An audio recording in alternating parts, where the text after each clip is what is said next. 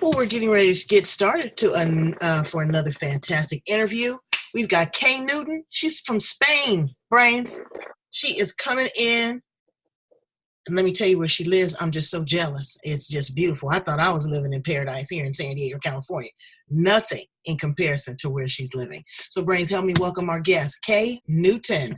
Let me tell you a little bit about her and what we're going to be discussing in this fantastic, I say fantastic, yes, fantastic interview today. Kay is a very accomplished speaker and author. She's working with women that are in midlife. They're at that particular age where they think they lost their mojo. What is it about a mojo, and how do women lose it? I don't understand it. Are they not feeling sexy? Are they not feeling worthy? Are they doing a lot of negative self-talk, self-sabotage? Are they submerged in their family so much that they can't see the day of light? Well, Kay has dedicated her life to working with women to help them regroup and recoup their life. And also, she's living in Spain, so she's got that Mediterranean diet and lifestyle. Brains, help me welcome her to the edge. Kay Newton, hi, baby. How are you? Buenas tardes or buenos dias, depending on where you are in the world. Yes, and as you can tell, I am not Spanish. I have an English accent. So you are world here in Spain 35 years. So wow. What got you to move to Spain? Okay, this is going to be an interesting little story. In my 20s, I was working in retail and I had an awful boss who used to bully me. And my parents had a very small boat in the local marina. And I used to go and hide on the boat to eat my lunch sandwiches. And one day this big boat, this mega yacht came into the marina. Well, it was 21 meters, not really big for standards down here, but big for the marina there in the north of England. And I jumped on board and I sailed to Mallorca. Took me 3 weeks and lots of stories. I could write a book, and that could definitely be a completely different interview, April, but we won't go there.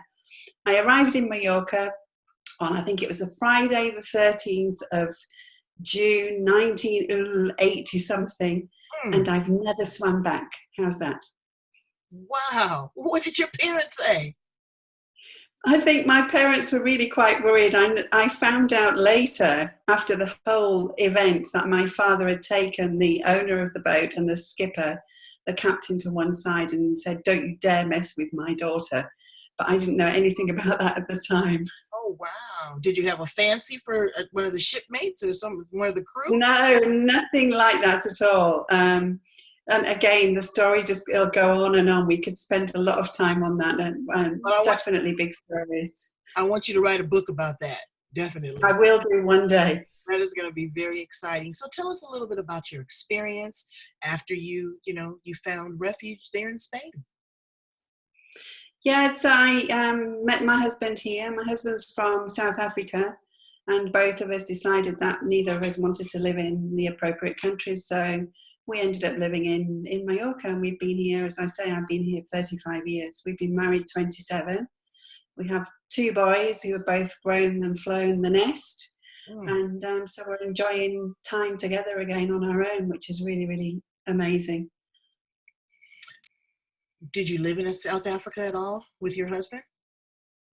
No, but I visited a lot. He's still got family down there. So we've been down to Cape Town particularly quite a lot of times. I love it down there, but it's not a place for us to live at the minute. So, we've got the same feel here in the Mediterranean, which is fabulous. So really, really lucky. Yeah, I know. Well, America's not the greatest tourist spot right now either, because there's so much going on here, so much trick and bamboozlery.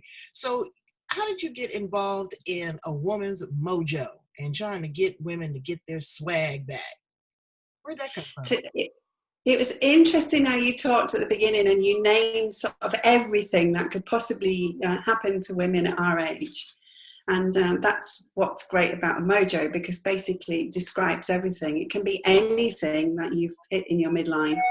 You've got empty nest syndrome, problems with, with relationships. Maybe you've divorced. maybe you're sandwiched between your parents and your kids. Maybe you've got boomerang kids. You know, the whole lot that happens to us. And Mojo really just describes what happens to us in that effect. In that we lose our confidence, and it's getting back that confidence. That's the key, really, to the midlife mojo. And I started working with it really when my kids were around, let me think, I think my oldest one was about 9 years old, and I made the realization that he was going to go and leave home at some point, and I needed something else to do in my life. And I ended up getting involved in coaching, and I've been a personal development coach for the past 15 years. Personal development coach. So let me ask you a question, because we talk about everything here on The Edge. You know, you got white women, you got black women, you got Asian women, and everybody's mojo is different. Cultural experience, life experience, financial, all of those things. What are some basic things overall on all spectrums? Because I'm sure that you've had, a very flavored and very colorful cast of, guests and clients over the past, would you say 25 years that you've been? Last 15 years I've been coaching, yeah. What is the commonality that you find among all women? Yeah, I think one of the commonalities, I use the analogy of the table of life. And I think that's a really good analogy, because what it does is, if you think about the table, if you've got a very strong, old-fashioned, sturdy table with 4 legs, and this is you, then you can put anything you want to on top of the table. And so the 4 legs are having your really good connections, being connected to the right people who are going to help you, especially if you're in dire need of help. Right. Your knowledge. This time in our life, we have such an amazing skill set, but quite often we don't realise. So being able to put your skill set to use, whether it's for charity or it's a new business or whatever it may be. Right. So taking time to know what you're missing and what you've got. Another leg would be your financial flow. So making sure that your money's coming in and your money's going out, and that you're using it as you want to use it. Right. And your health is number one on that list. Because if you don't have good health, you can't do anything. Right. So making sure you do some simple things for health. And then you at the tabletop, your mindset, you as an individual, knowing who you are, knowing thyself becomes really, really important. Well, so many people get lost in all of that. When you say know the right people, a lot of times people think that they connect with people on social media, and these are truly their friends. What are some characteristics in finding the right person? Yeah, it's a two-way. It's a two-way flow, isn't it?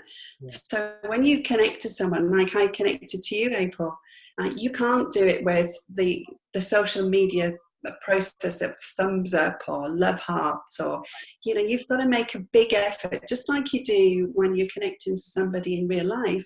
You need to find out a little bit about them. You need to find out, in detail, so that you can find out if you've got a connection.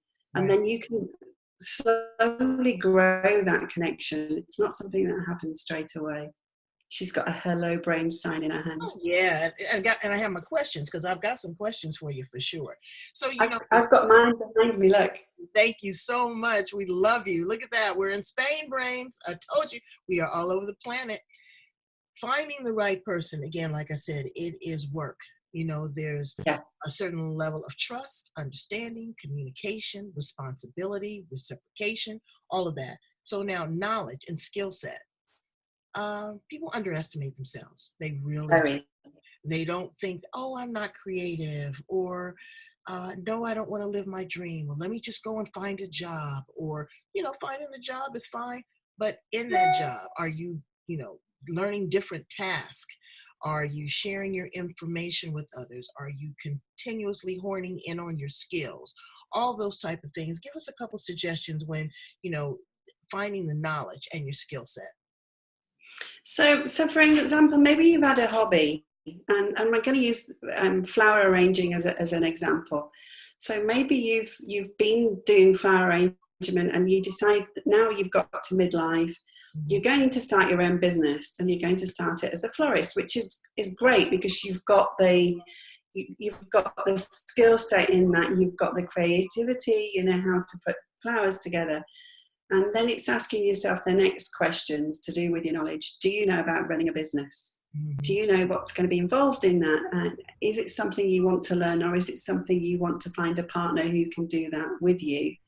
The frightening thing is when you get to our age, a lot of people think it'd be great to go off and do something else and make it into a business. And then they plough in all their well-earned pension fund and then end up in 5 years' time with nothing.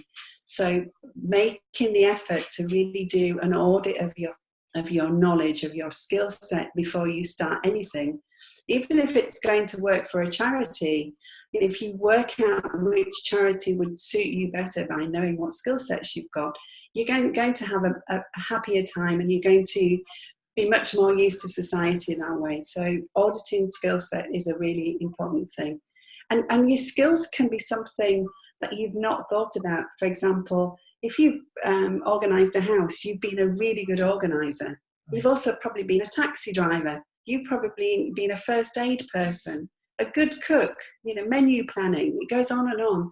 So if you haven't got all those thoughts, it's not the qualification, it's not the piece of paper, it's all the other skills that you've got that count. Right. And people don't list those. So again, get a pencil and a piece of paper and slap everything against the wall. I this, I've done this, I want to do this. This brings me joy. Because there's a lot of people out there tossing that word around, entrepreneur, and you mess around and be entrepreneur. Like very quickly. You take your pension money and do it in there. Let's talk about finance. Okay. And I need everybody in the world to pay attention to this. World currency is going to have to change. I'm not going to go into, cryptocurrency and all that, but it's going to have to change. The European Union is unstable. After we figure out what we're going to do with 45, the U.S. economy is going to tank. You need to get your financial house in order now. Look at bills. Don't be afraid of them. If you look at them, you can attack them. Start paying them off. Reduce your credit card spending. Tuck a little bit of money away. Look at your investments and see if you are diversified. Would you agree with that, Kay? I think that's so important. And so many people don't even take those, what I would call basic steps. You can't do anything until you've got that really nice solid foundation, and literally covering all those bases that you've just said. We know that life's going to change, and the only constant we've got in the universe is change. Right. So it's not something to be fearful of, it's something to be aware of, and to start making plans about what you want to do, and you can do that. It just needs you to set a little bit of time to one side to allow you to do the thinking. And you don't have to be afraid of it. I mean, money is fluid. Believe me, it will come back, but you have to be a good steward of it. It's like my mother. When she counts her money, she makes sure that all of her bills are not crinkled, that all of the president's heads are standing in order. But her philosophy has worked for her for almost 90 years. If you're good to your money, it will be good to you. Let's talk about this big $25 word, mindset. Everybody's tossing that around. How do you set your mind to get it right? Yeah, it's interesting, isn't it?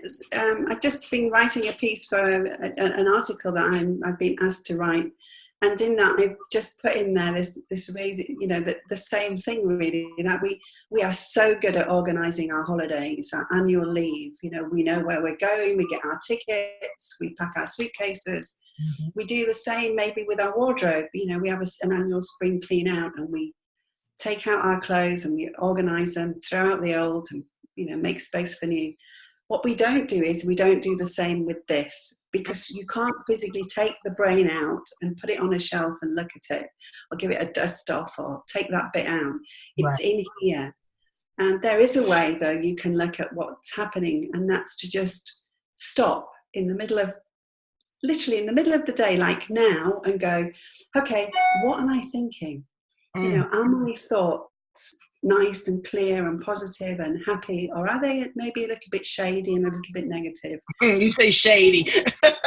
I love it. If that's the case, do I want to change it? Right. It's my choice.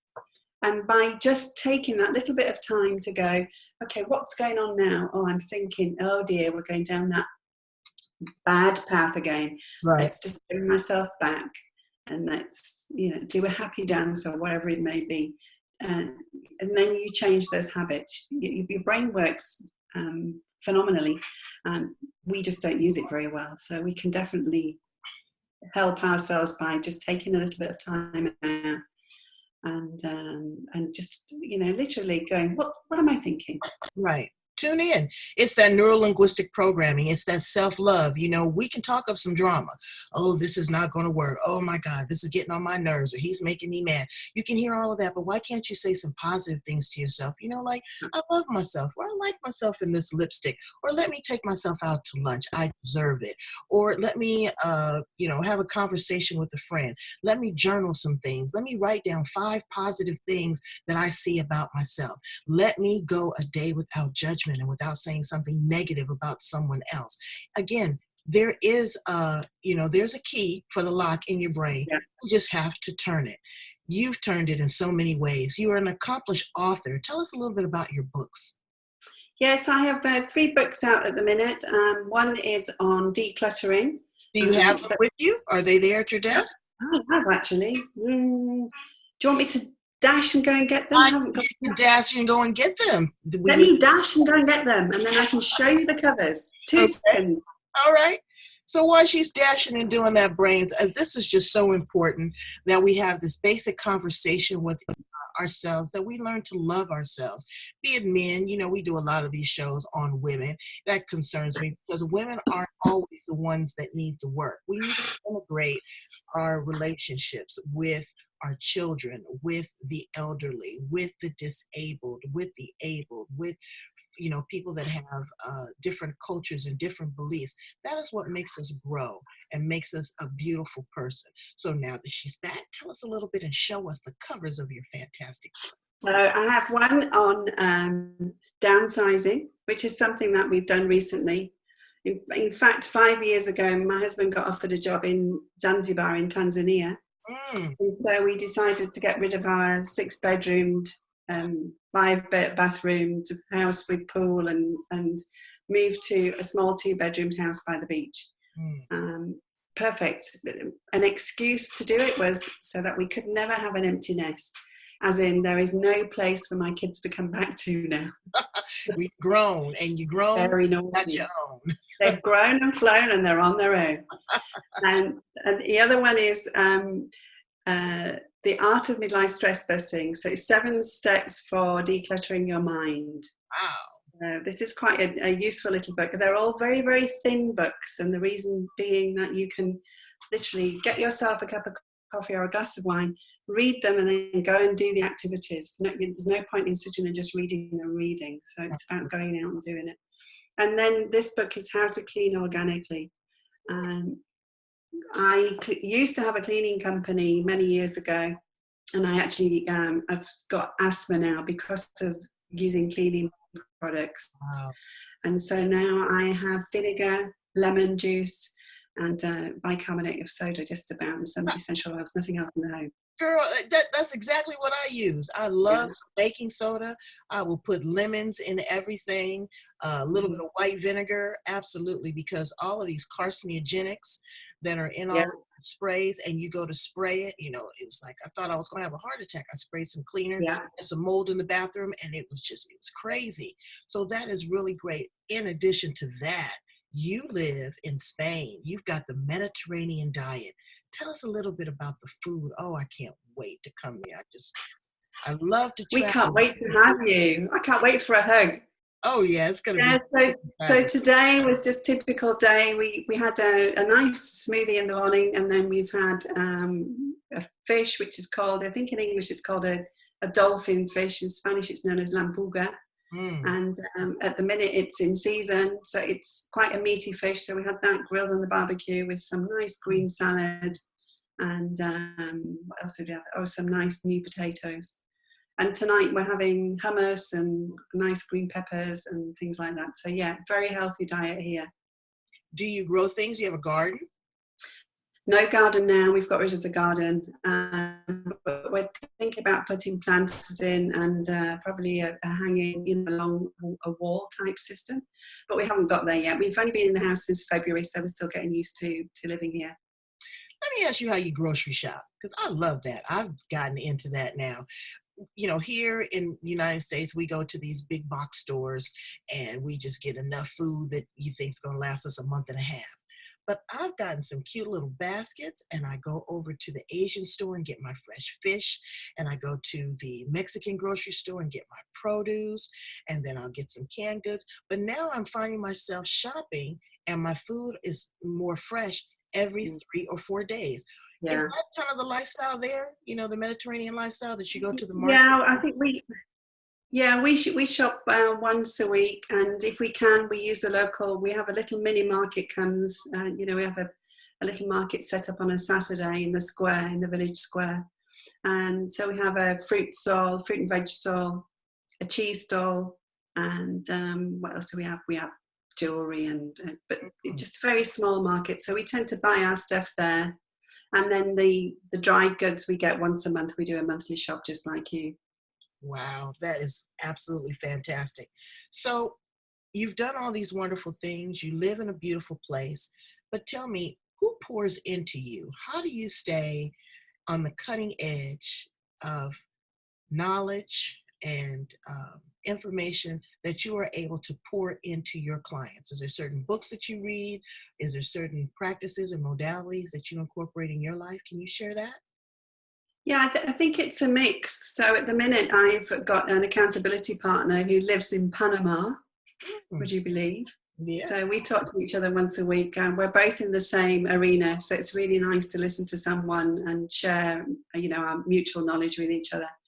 So shout out to Lynn if she watches. So Lynn keeps me on track, which is really fabulous. I'm also in a business group, which is UK based, called the Brand Builders. They keep me also on track, which is great. And then my clients themselves, I call it the light bulb and goose pimple moments. Mm-hmm. So I tend to get sort of like my skin goes sort of goose pimply just before their light bulb goes off. Wow. And then they look 10, 15, nearly 20 years younger. You can see the pains lifted, they've hit that nail. And that's just very, very special. It just really energizes you and keeps me going, literally. Now, you said you have, 2 adult children, 2 boys? 2 boys. Do they believe, and your husband, do they believe and follow the philosophy that you teach? Sometimes, it's easier for people to pick up information from a third party. It's like, okay, I only do this. It's like podcasting. My daughter, well, maybe you ought to do this in your interview with her. You might want to do that in the interview. It's like, okay, you don't want to take my advice. You'll listen to a third party. Do they listen to your advice? And my oldest one's pretty good. He does. He followed in his mum's footsteps. He's a super yacht chef. So he's in the Mediterranean at the minute and heading over to the Caribbean very shortly. So yeah, we have really nice conversations, and he thinks about my philosophy. My youngest son's followed his dad and become an engineer, and he's very, very, very not into this at all. So no, we don't have those conversations. Well, that is absolutely wonderful. Kay, you have just been a breath of fresh air, and I just enjoy talking to you so much. Please tell my brains how to get in contact with you if they want to do a deep dive, they want to go in and they want to check out their mojo, they want to kick it up, they want to spice it up, they want to think about, how to incorporate the right people, update their skill set, look at their finances, change that mindset. How do they get in contact with you? Come and explore your life table with me, and you can find me on knewton.com very easily. And if not, come and search for me on Facebook. Just type in K Newton, send me a message, and I'll definitely answer you straight back. And I'd love to talk to you. I offer you a 30-minute free session if you want to have a mini deep dive, and we can talk about what's going on with your mojo. Well, Brains, thank you, and for tuning in and getting turned up over and over again here on The Edge with April Mahoney. We are building that YouTube channel like you would not believe. Oh my God, subscribe, subscribe, subscribe. We are on Twitter, we are on Facebook, we are on Spotify. We're all over the planet. We're going to even have an audio version of this so that we can disseminate it around the world, because we got 44,038 countries, and one of those countries is Spain. Thank you so much for being here on The Edge with me, Kay. Please come back and tell us the original story. I want to hear this adventure that you had on this boat, okay? That I want to be a 300-page book, because I'm sure it's full of texture and adventure. Thank you again for being here on The Edge with us. Thank you for having me, April, and adios, todos. I'll see you soon. I'll be there in March. Can't wait. Can't wait for a hug. All right. Bye, Brains.